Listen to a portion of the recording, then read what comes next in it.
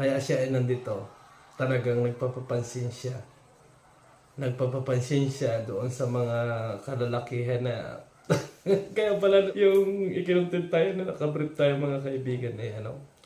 Kaya pala ito ay biglang ikinuntin din tayo mga kaibigan. Kasi nga, nagpapapansin siya. O siguro kaya din ito dati, grabe ang pagkukontent kay Kuya Bal, doon sa mga beneficiaries, nagpapapansin. Siguro, klase nito yung mga ano dito sa Kalingap, ano? Parents community, napansin na kita. Oo, napansin na kita Renas community. Sabi ko naman sa iyo napansin na kita. Kaya maging masaya ka na, maging happy ka na sa iyong life. Kasi sorry kung hindi kita napapansin ng mga nakabilang araw. Ano kasi akala ko talaga tibo. Totally, nagpapapansin ka. Papansinin kita. Papansinin na kita kasi kakahiya naman sa iyo kasi lagi niyong binabalahura si Beyonce. Binabalahura ninyo yung Kalingap. Kung ano-ano yung mga nasa utak ninyo. May sinid sa ating picture. Ay, kaya wala ganito itong Serena's community. Talagang crush pala tayo mga kaibigan. Sabi ko naman sa Serena's community, hindi man ako gwapo kasi ito na yung mukha ko. Hindi naman ako gwapo. Bakit? Lagi mo kasi akong inapansin. Yung pala nagpapapansin ka sa akin. Bakit ako pa? Alam mo naman na kahit ako pangit, hindi naman ako papatol sa'yo. Kaso nga lang, send ka ng send ng mga gayon. Sabi ko, pansinin ko na lang kaya ito si Totally, wala Kaya gusto mong mapansin Diba?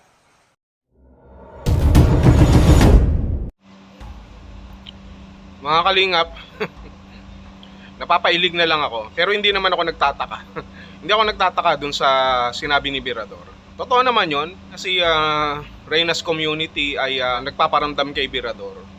Posible yun. Kasi hindi naman porket na sinasabi natin na si Yen o si Reyna's community ay tomboy o tibo, hindi na rin siya nakakaramdam ng attraction sa isang lalaki. Meron na mga tinatawag talaga na positive, negative, or combine, o yung tinatawag nating double blade. Ganun siguro si Reyna's community. So naiintindihan ko yun sa part na yun. Tsaka wala naman masama kung maramdaman niya yun, no? Babae naman talaga siya, no? Nagpapakalalaki lang siya, pero meron pa rin siyang side na mas siguro mas nangingibabaw siguro yung pagkababae niya. Kaya hindi naman ako nagtataka. Kahit ako ito, seryosong usapin to.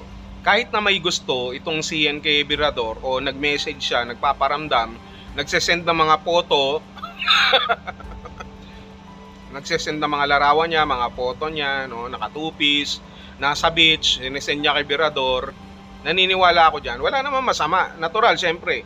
Gusto mong magpapansin doon sa tao, magbibigay ka talaga ng mga asset mo, yung mga sa tingin mo maganda sa'yo, sinesend niya kay Birador. Nakita ko nga yun, hindi niya siguro masabi ng direkta, kaya siguro nagpapapansin sa Kalingap, sa mga reactors, no? At nagkaroon siya ng attraction. Pero syempre, iniisip ng iba, tomboy siya, o tibu siya, baka naman kasi makriticize siya ng mga ibang kasamahan niya na dapat hindi ganon.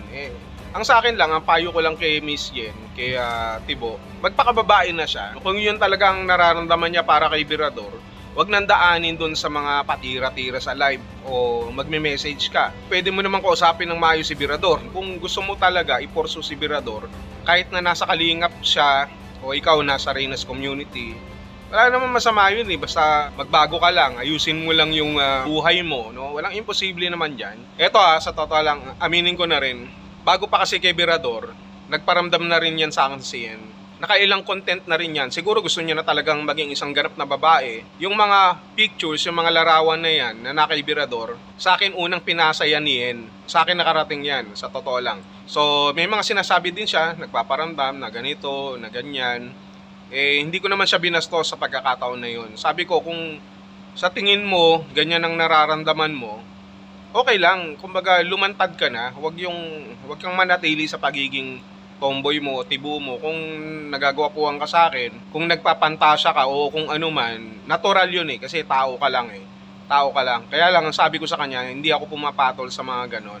Tsaka hindi ako, mas gusto ko yung maputi, no? Yung tisay ang dating. Pero ang problema, ayoko ng ganon, yung peke yung pagkaputi na dinaan lang sa foundation. Kasi si Rowan Name, ilang beses na rin binabanggit yung pangalan ko niya, no? Gusto niyang patunayan na hindi ako bakla. Kung baga, sinasabihan niya ako na bakla para patunayan ko siya. Gaano kaya kalaki, yung ganito, yung ganyan, no? Anong size, anong bigat. Yung mga parinig-parinig na ganun, alam mo na yung ibig sabihin. Pero ang masakit na katotohanan doon, hindi ko sila papatulan. Mas lalo na itong si Reynes Community. Kaya siguro nung nalaman niya na hindi siya uubra sa akin, yung mga pa-cute-cute nila, yung mga padala nila ng pictures na ganyan, eh lumipat sila kay Birador. Oh, eh may chance naman kahit papano. Eh problema nga lang, choosy si Birador din. Ang sabi pa nga ni Birador, eh hindi raw siya pumapatol dun sa hindi naliligo. Eh dyan, Reynes Community, kakampi ako sa'yo dyan. Kasi grabe makapagsalita to si Birador eh. Pagkatapos nang sabihin mo lahat, pagkatapos mo siyang kausapin in private, no, nag-message ka, tapos ibubulgar ka pa ng ganyan, ibubuking lahat, no, yung mga pinadala na pictures mo, no, na pinadala mo rin sa akin dati, yun lang hindi umubra. Sinasabi pa niya na ayaw niya sa hindi naliligo, sabi ni Birador. Di ba nagsasabi pa ng ganon? Yun, hindi ako agree kay Birador doon na Reynes Community. Kasi kung ganon ang sinasabi niya na hindi ka naliligo, minsanan lamang dahil may lahi kang Indian, eh pares lang naman kayo. Si Birador mukhang hindi rin naman naliligo, eh, kahit maglululublob yan sa swimming pool o kung sa ilog at dagat, ganun pa rin yung itsura, di ba?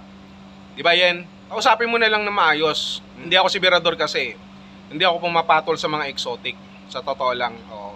Pero hindi kita hinahamak. At tao ka lang din naman. No? Ay, may pakiramdam ka. Meron kang nararamdaman sa opposite sex mo. Kahit sabihin pa natin na tomboy ka, tibo ka, eh hindi maiiwasan. Siguro, yung pagkatao mo sabay, no? Pwede ka sa lalaki talaga, pwede sa babae. Kagaya nga ng ginawa nyo, siyempre, kay Reyna, hindi ko alam ha. Hindi ako sure, pero sa balita ko nung natulog kayo doon sa bahay ni Reyna, tinabihan mo raw. Yun, yung parang gano'n ang nangyari, tinabihan mo. Dahil doon, syempre, para tabla-tabla kayo, nung nagdala din ng tobero at karpintero itong si Rowan Name, no? At hindi pa tapos yung issue na yan, sa totoo lang, huwag kayong magpakasaya.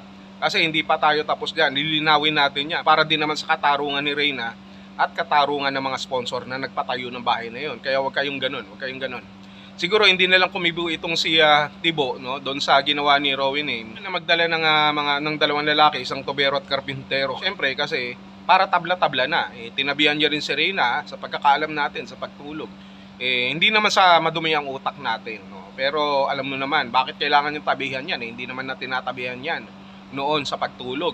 Si Reyna, lalo na kung hindi naman talaga babae.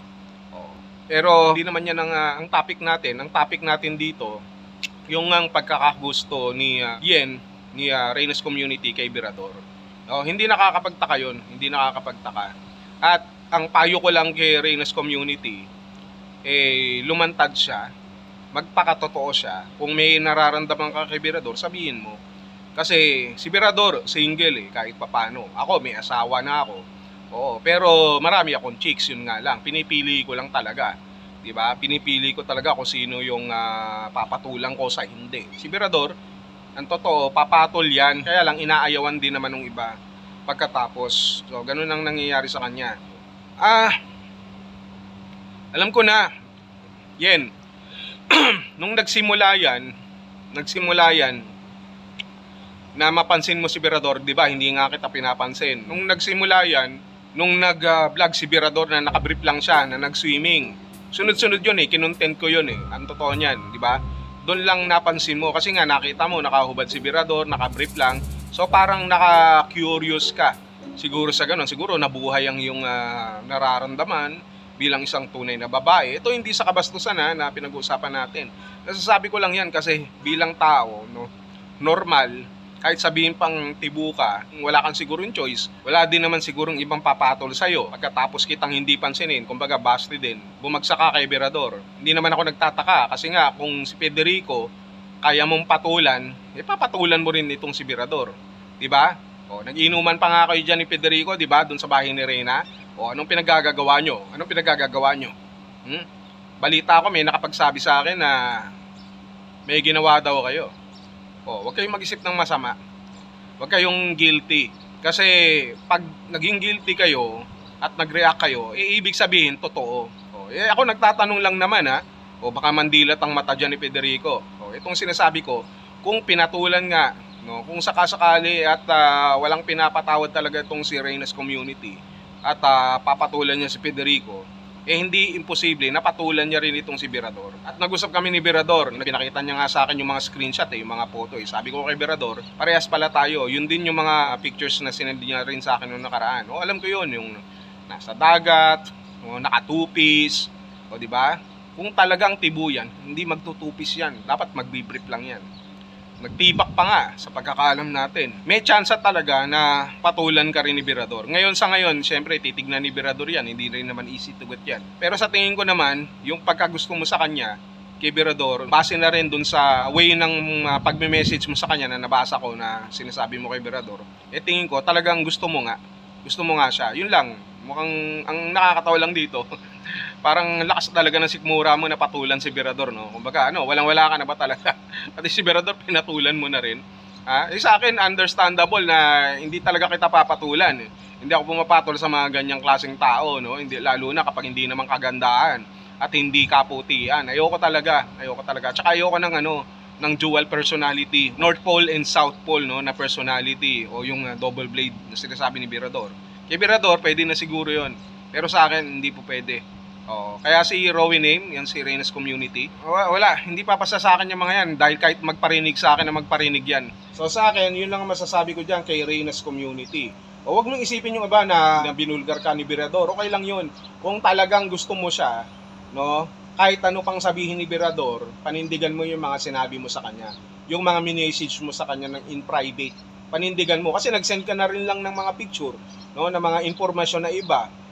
Na ako mismo makakapagpatunay niya kasi ginawa mo sa akin yan, hindi ka nga lang umubra. Panindigan mo, okay lang yan, panindigan mo, lilipas din yan. Yung issue na yan, ang importante, na-i-express mo yung kalooban mo kasi malay mo dumating yung panahon na hindi na dumating, di ba? Meron yun, malay mo dumating yung panahon na hindi na dumating, na hindi mo na masabi sa kanya yung mga dapat mong sabihin, o hindi ka lumigaya kasi babae ka ang kaligayahan mo pa rin kahit papano, kahit anong mangyari, nasa lalaki pa rin ang makakapagbigay sa iyo ng complete na kaligayahan. Parang sentrum na from A to Z, kumpleto, no, yung kaligayahan mo. Ito ang tanong dito, Reyna's Community, nabati mo na ba si Birador? Baka hindi mo pa siya nababati. May alam ako, batiin mo na si Birador, birthday pa naman. Siguro naman nag-message ka sa kanya, no? Anong tawag mo kay Birador?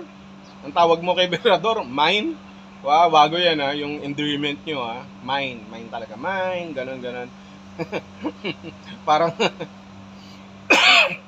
Parang live selling lang live selling ng mga aso dun sa Bukawi, Bulacan. May pa mine pa kayo. Ew. Hindi, pero biro walang masama yon kung talagang may gusto siya kay Birador. Kung talagang gusto niya i-pursue, nakapag-start ka na naman, nakapag-message ka na, tuloy-tuloy mo na lang. Walang mambabash kasi natural lang yan sa tao. Naiintindihan ko yan si Reyna's Community. Sige. So tuloy mo lang, okay lang yan.